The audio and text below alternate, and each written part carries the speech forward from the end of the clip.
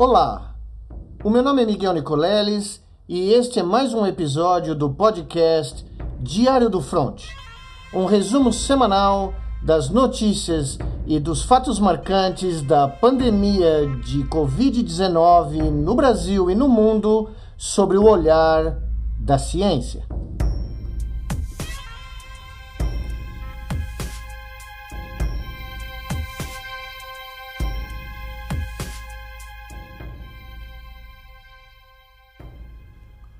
São Paulo, 19 de abril de 2021.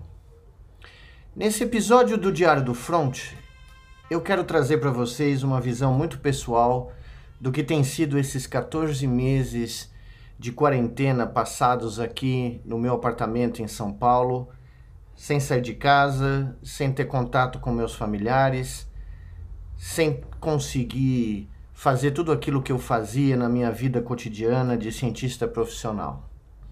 Todo diário tem uma impressão pessoal, uma visão muito individual, peculiar dos fatos que ocorrem ao longo de uma vida. E hoje eu queria dizer a vocês de como depois de 14 meses, eu acho que nem eu mesmo estava preparado para ler a notícia que eu li hoje, primeiro no Twitter e depois no G1, dando conta de uma tragédia pessoal, de uma tragédia familiar que é quase difícil de escrever em palavras, quase difícil de experimentar enquanto ser humano a dor que essa família nesse instante deve estar passando.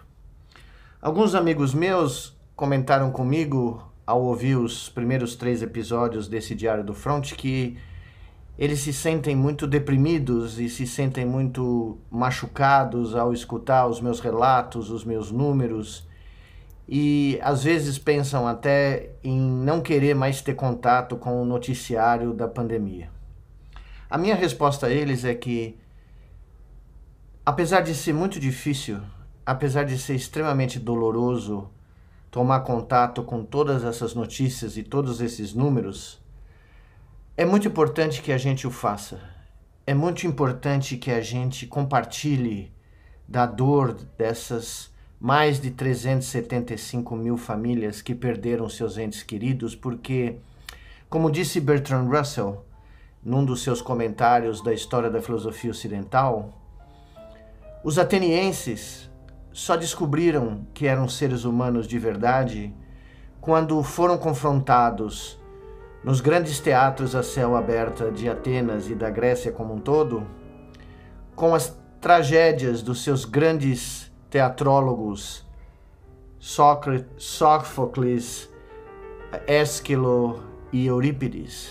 Porque no momento em que, como parte da audiência, eles compartilharam como um grupo de centenas, milhares de atenienses as emoções, os temores, os amores, os ódios, a dor, cada um deles naquelas plateias se deu conta de que aquilo que eles sentiam por toda uma vida, dentro de si, nas suas casas, nas suas famílias, isolados, dentro da sua consciência de existir, era compartilhado por todos.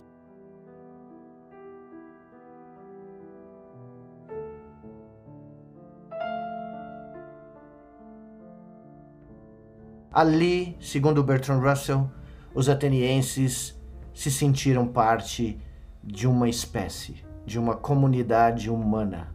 Talvez numa primeira grande demonstração de que o sofrimento humano faz parte dessa vida, faz parte desse mundo que é difícil para nós compreender, não dá a menor bola para a nossa existência. Somos nós que criamos a nossa existência.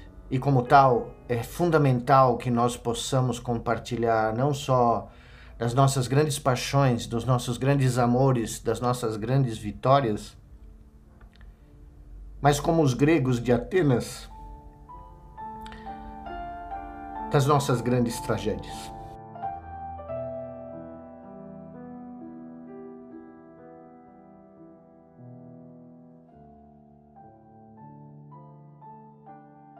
Pois bem, nada me preparou para ler hoje a notícia que no oeste do Paraná, a doutora Carmela Louro Canepa, de 36 anos, faleceu. A doutora Carmela Lopo Canepa atuou durante todo o ano de 2020 na linha de frente do Covid no oeste do Paraná.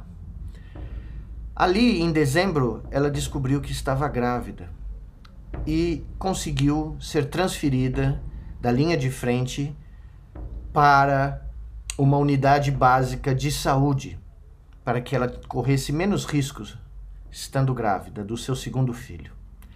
Pois bem, no mês de março, a doutora Carmela Louro Canepa, uma das heroínas dessa pandemia, pediu licença novamente para poder cuidar do pai, também médico, que na cidade de Planalto, no oeste do Paraná,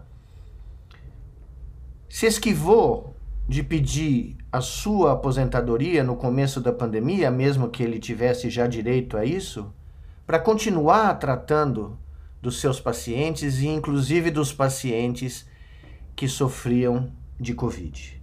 Pois bem, a doutora Canepa foi tratar do pai e infelizmente esse outro herói da nossa pandemia brasileira, dessa tragédia comparável a grandes tragédias gregas, veio a falecer.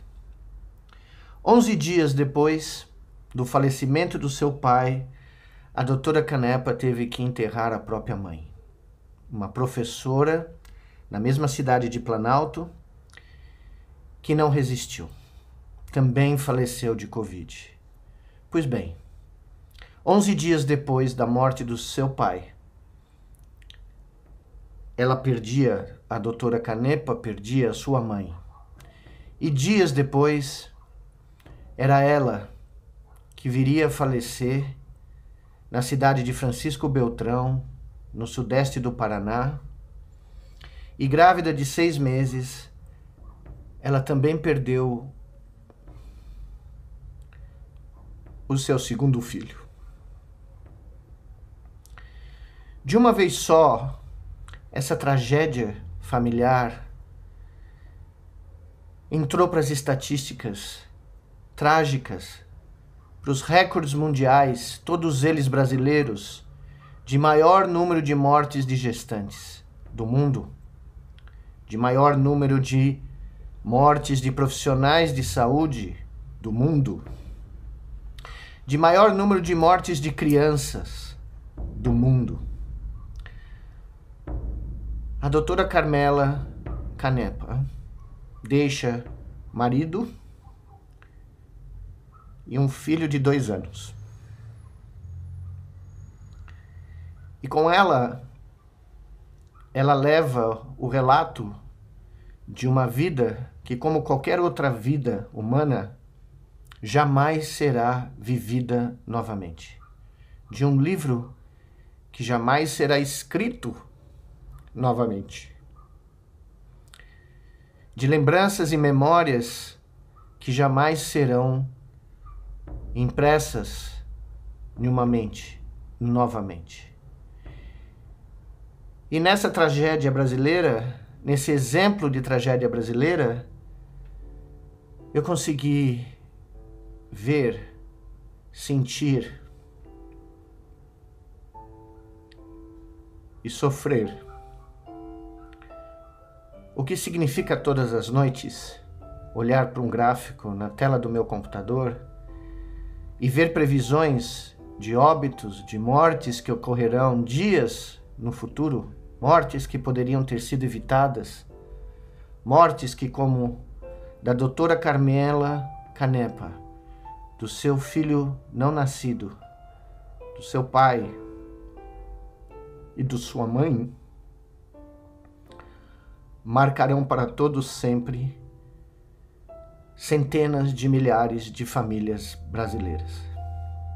Hoje, eu encerro esse episódio do Diário do Fronte homenageando a família da doutora Carmela Louro Canepa, Carmela Louro Canepa, uma heroína da pandemia, filha de outro herói, filha de uma outra heroína, mãe, professora, que deixa conosco apenas o triste, o dramático, o trágico gosto de como o que ocorre no Brasil hoje jamais poderá ser esquecido.